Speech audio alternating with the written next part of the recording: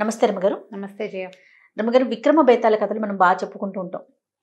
So చాలా రోజులు అయినట్లు అనిపిస్తూ ఉంది. ఒక కథ చెప్తాం. పట్టుబదలని విక్రమార్కుడు మళ్ళీ ఆ శ్మశానం లోపలికి నడిచాడు. మరి చెట్టు ఎక్కాడు. అక్కడున్న కళేబరాన్ని భుజం మీద వేసుకున్నాడు. నడవడం మొదలుపెట్టాడు బయటికి. ఈ కళేబరాన్ని ఆవహించుకుని ఉన్నటువంటి బేతాళికి నవ్వొచ్చింది. నీకు ఎంతగా తెలివయ్యా, ఎంత ఓపిక నీకు, మంచి కథ చెప్తాను విను, మార్గాయాసం తెలియకుండా కథ చెప్తానన్నాడు. ఏం చెప్పాడు? పూర్వం మాళవ దేశానికి రాజసింహుడు అనే ఒక యువరాజు ఉండేవాడు. అయితే యువరాజైనా పూర్తిగా రాజుగారి ఆయన పెద్దగా ఏం చేసేవాడు కదా, ఇతనే అన్నీ చూసుకునేవాడు. ఒకరోజు ఆయన ఉద్యానవనంలో విహారానికి తిరుగుతుంటే ఒక అమ్మాయి నీలాంబరి అని వాళ్ళ ఆస్థాన గాయని ఒక పాట పాడుతోంది. ఎంత బాగుందో పాట. ఈయన సహజంగా కొంత గాయకుడు, కొంత అన్నీ ఉన్నాయి ఈయన, కొంచెం అంటే లలిత కళలో అభినవేశము ప్రవేశము అన్నీ ఉన్నాయి ఆయనకి.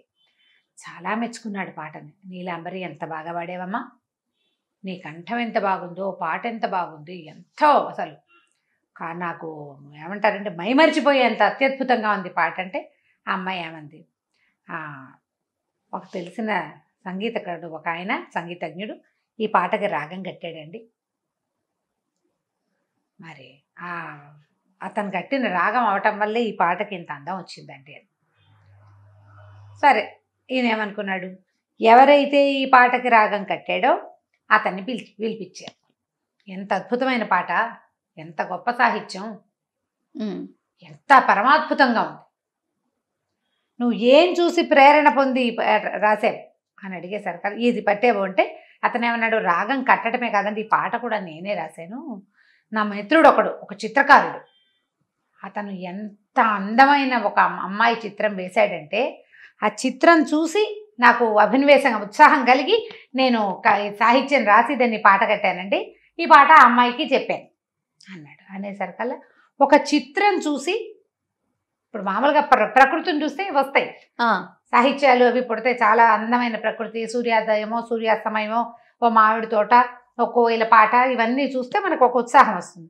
అలాంటిది అది కాకుండా ఒక పిక్చరు, ఒక ఆమె తాలూకు, ఒక మనిషి తాలూకు బొమ్మ చూసి ఇతనికి ఇంత ఉత్సాహం వచ్చిందంటే ఆ బొమ్మ వేసిన చిత్రకారుడు ఎవరు, అదెంత గొప్పవాడు, అదెంత గొప్పవాడు. సరే, చిత్రకారుడిని పిలిపించాడు. చిత్రకారుడు ఏం చేశాడు, ఆ చిత్రాన్ని చూపించాడు. నిర్ఘాంతపోయాడు రాజసింహుడు. ఎంత అందంగా ఉందో అమ్మాయి, అసలు కళ్ళు తీయలేకపోయాడు ఆమె మీద నుంచి. ఎక్కడిది చిత్రం, ఈమె నిజంగా ఉన్న మనిషేనా, ఊహాసుందర, నువ్వు ఎవరినైనా చూసి వేసామంటే, అయ్యో దాందేముందండి, మన రాజపు పరగణాల్లో చిన్న చిన్న రాజులు ఉంటారు, ఏమంటారంటే సామంత రాజ్యాలు, సామంత రాజ్యం కూడా అనడానికి వీల్లేదు, వీళ్ళ అంటే జమీందారులు అనమాట. ఒక ఫలానా జమీందారు గారి కూతురు, ఆవిడ పేరు స్వర్ణమంజరి. ఆవిడ గొప్ప సంగీతజ్ఞురాలు, చాలా బాగా పాడుతుంది. దేవాలయంలో ఒక ఆవిడ కచేరీ చేస్తుంటే చూసి, మనిషి అంత పాట బాగుంది, పాట అంత మనిషి బాగుంది, ఆమె సౌందర్యం పట్టలేక నేను ఈ చిత్రం వేశానండి. చిత్రకారుడుగా నన్ను సాటిస్ఫై చేసే సౌందర్యం ఆవిడది, అది అందుకని వేశాను. ఈ వేసిన చిత్రాన్ని చూసి ఈ సంగీతజ్ఞుడు ఒక ఆయన, సాహిత్యం ఆయనే పాట రాసి పాట కట్టాడు. ఆ పాటని నీలాంబరి నేర్చుకుంది. రాజసింహుడు ఉత్సాహం పట్టలేకపోయాడు. ఇది ఊహాసుందరి కాదు, నిజమే. మనకు పరగణాల్లో ఉన్న ఒక చిన్నపాటి జమీందారు, సామంత ప్రభువులు, చిన్న చిన్న వాళ్ళ అమ్మాయి. వెంటనే కబురు చేశాడు, మీ అమ్మాయిని నాకు ఇచ్చి పెళ్లి చేయమని. తీరా అప్పుడే ఆ అమ్మాయి పెళ్ళి, ఈ ఉత్తరం వెళ్ళింది ఆ రోజు. అమ్మాయి పెళ్ళి ఉత్తరం చూసుకోలే వాళ్ళు, ఈ పెళ్లి హడావిడిలో మా అమ్మాయి పెళ్ళి అయిపోయిందండి, ఫలానా ఇంకొక మాళవ రాజ్యంలో ఒక ఆయనకి ఇచ్చి పెళ్లి చేసేసాము, క్షమించండి అని ఉత్తరం రాశారు. ఆ హతాశుడైపోయాడు ఈ రాజసింహుడు. ఒక ఉద్రేకం, ఒక కచ్చ, ఒక కోపం, ఇంకేమిటో రకరకాల భావాలు వచ్చినాయి. వెంటనే నీలాంబరిని, సంగీతం రాసిన సాహిత్యవేత్తని, ఈ చిత్రకారుని, ముగ్గురిని అరెస్ట్ చేసి ఖైదులో పారేశాడు. వీడావిడిని చూడకపోతే ఆ బొమ్మ వేసేవాడు కాదు, ఆ బొమ్మ చూడకపోతే వాడు పాటలు రాసేవాడు కాదు, అతను రాయకపోతే ఆ అమ్మాయి పాడేది కాదు, అది పాడకపోతే నేను వినేవాడిని కాదు. వినటం వల్ల కదా నాకు ఈ కష్టం నిష్ఠూరము వచ్చినాయి. బాగుంది కదా, ఒక ఉద్రేకం, ఒక కచ్చ.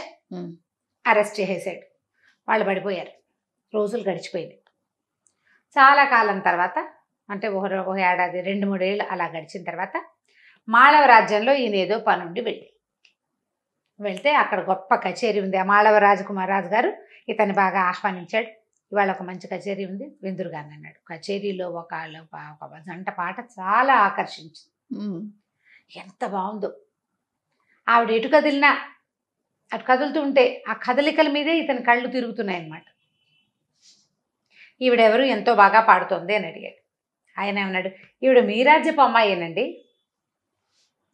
మీ రాజ్యం ఆవిడే, మీ పరగణాల్లో ఉండే ఒక చిన్న ప్రభువు వీళ్ళ నాన్న మా రాజ్యంలో ఉన్న ఒక గొప్ప సంగీతజ్ఞుని వివాహం చేసుకుంది, ఉండండి మీకు ఆవిడతో మాట్లాడిస్తానని ఆవిడని పిలిపించాడు. బాగా దగ్గరకు వచ్చి, మామూలుగా కచేరీలు అంటే ఇలా దగ్గరగా కూర్చోగా అక్కడ స్టేజ్ ఉంటుంది, మనం అక్కడ కూర్చుంటాం. దగ్గరకు వచ్చేసరికి ఇతను గుర్తుపట్టాడు. ఆ అమ్మాయి ఎవరో కాదు, స్వర్ణమంజరే. తను ఏ పిక్చర్ చూసి ఆమె ప్రేమలో పడ్డాడో ఆవిడ. ఆమె చాలా మర్యాదగా నమస్కారాలు చేసింది, ఎంతో వినయంగా, ఎంత పవిత్రంగానో ఉంది మనిషి తీరు. ఇట్లా ఓ రాజుగారు తనని పిలిచి మెచ్చుకున్నందుకు, ఇంకో రాజుగారు తనకి మెచ్చుకోవడానికి, తనను చూడడానికి అవకాశం ఇచ్చినందుకు ఆవిడేం గొప్ప ఫీల్ అవ్వాల, మర్యాదగా మాట్లాడింది. నేను కూడా కాంభోజ రాజవంశానికి చెందిన దాన్నేనండి అని చెప్పింది. కాంభోజ రాజ్యానికి చెందిన దాన్నే, నేను ఆ రాజ్యపు పుత్రికనేనంది. చాలా బాగా మాట్లాడింది. ఈయన అసలు ఎంత సంతోషం వేసిందంటే ఆయనకి ఆ అమ్మాయి వినయము, ఆ విధేయత, ఆ చక్కటి సంగీతము, ఆ తర్వాత ఒక పవిత్రమైన ఆమె ధోరణి, చాలా ఆనందం కలిగింది.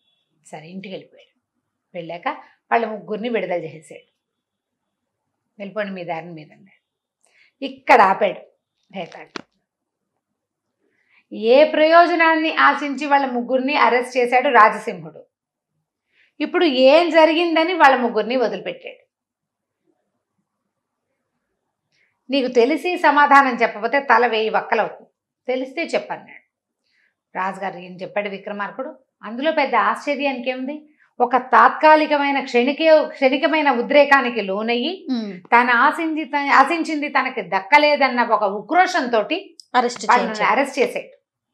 ఎప్పుడైతే తను ఆశించిన వస్తువు, ఒక మనిషి, వస్తువు కాదు ఆమె, ఒక మనిషి, ఆమె అత్యంత గొప్పదైన వ్యక్తిత్వం కలిగింది, చక్కగా వివాహం చేసుకుంది, తమ రాజ్యానికి శోభగా ముందు కాలంలో ఉన్న ఆవిడ పక్క రాజ్యానికి శోభాయమానంగా ఉండటము, అంత గుర్తింపు, రాజుకి ఆమె ఊరు పేరు తెలిసేంత గుర్తింపు సాధించటము, అత్యంత పవిత్రంగా కనపడిన ఆమె యొక్క ధోరణి, వాటి వల్ల నేను ఏ కారణంతో వాళ్ళని అరెస్ట్, ఎందుకు నాది పొరపాటు అని గ్రహించుకుని తన క్షణికమైన ఉద్రేకాన్ని తగ్గించుకుని తన తప్పుని ఇక ఇప్పుడు నేను ఈ పని చేశానని చెప్పక్కర్లా, దానికి ఏం ప్రతిక్రియ, వాళ్ళని వదిలేయటమే అంతే. రాజసింహుడు సహజంగా చాలా గొప్పవాడు, మంచివాడు. క్షణికోద్రేకాలు ఎవరికైనా వస్తాయి కదా, ఆ ఉద్రేకంతో చేశాడు కానీ సహజంగా అతన్ని దుర్మార్గుడు కాదు. దుర్మార్గుడైతే ఏం చేయాలి, కనపడ్డ అమ్మాయిని మళ్ళీ లాక్కొచ్చుకోవాలి. అతను అలాంటి వాడు కాదు.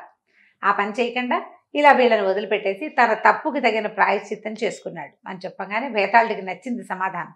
బాగుంది, బాగా చెప్పావు, కానీ నువ్వు మౌనభంగం చేసావు, నేను పోతున్నా అని శవంతో సహా వెనక్కి తిరిగి పరిగెత్తేసాడు బేతాళుడు. వెళ్ళి ఈ బాడీ మళ్ళీ వెళ్ళి మర్రి చెట్టు మీద కూర్చుంది. ఏం చేస్తాడు విక్రమార్కుడు, మళ్ళీ వెనక్కి తిరిగి శ్మశానం లోపలికి నడవడం మొదలుపెట్టాడు. గత కంచికి మనం ఇంటికి. సూపర్. మనం చెప్పుకునే రకరకాల సిరీస్లో విక్రమ బేతాళ సిరీస్ చాలా బాగుంటాయి. ఒక ట్విస్ట్ ఉంటుంది, పిల్లలకి ఇంట్రెస్ట్ కలుగుతుంది వినటానికి కూడా. ఒక ధర్మ సూక్ష్మం ఉంటుంది, ధర్మ సూక్ష్మం ఉంటుంది. సో వీళ్ళు వెంబడి మరికొన్ని చెప్పుకుందాం రామ్ గారు. అలాగే, నమస్తే. నమస్తే జయ. ఈ వీడియో కనుక మీకు నచ్చినట్లయితే లైక్ చేయండి, షేర్ చేయండి. మరిన్ని వీడియోస్ కోసం మా ఛానల్ని సబ్స్క్రైబ్ చేసుకోండి.